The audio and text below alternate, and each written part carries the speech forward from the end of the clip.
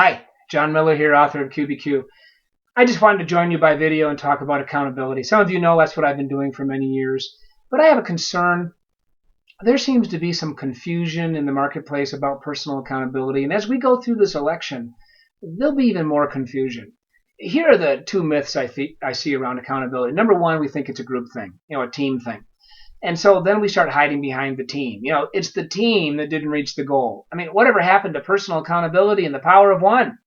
There's a myth going around the training world, and you've probably heard it. There are no I's in team. Baloney.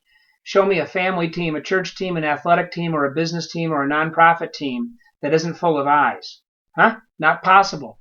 Every team is full of I's. Personal accountability is not a team thing. And the minute we think that, we engage in oxymorons like shared accountability and mutual accountability and accountability groups. Now, don't get me wrong, accountability groups are great. I just won't blame the group when I don't change. Just like I won't blame the team at work when the goal is not achieved. So the first myth of accountability is we think it's a group thing. But the second myth is we think it's something I hold others to. And of course, that's what you're seeing in society right now. Everybody's saying, hey, you're the hypocrite. No, you're the hypocrite. Everybody else is calling the other person, the other party, the other group, the hypocrites. Well, personal accountability is not about them over there. It's always about me. My wife, Karen, of 32 years, gave me a T-shirt that says it's all about me.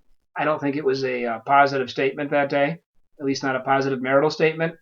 But one thing I've learned after years of teaching personal accountability is it's not about the group and it's not about others. It is really about me, John Miller.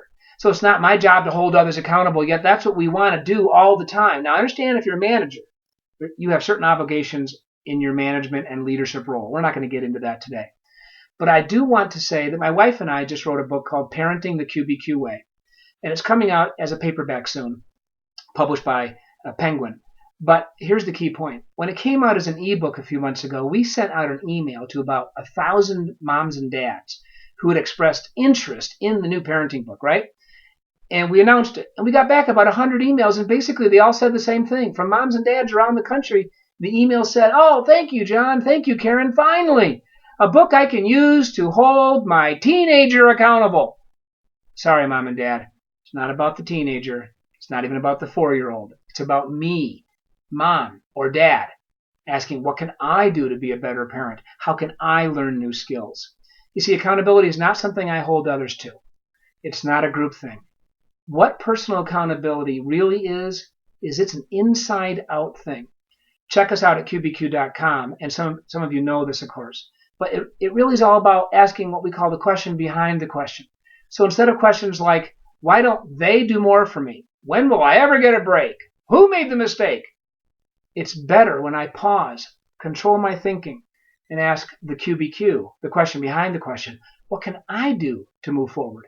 How can I contribute to others? What can I do to be my best today? So my challenge to you today is look around, explore your life, and be honest. Where have I dropped the ball in terms of being personally accountable? Have I been waiting on others? Have I been blaming others? Have I been playing victim? Where in my life do I need more personal accountability? And then ask, what can I do right now to make a difference? And I will do the same, because believe me, I wrote the QBQ book, folks, because I need it. Thanks for listening today. We'll be back, but until then, be outstanding.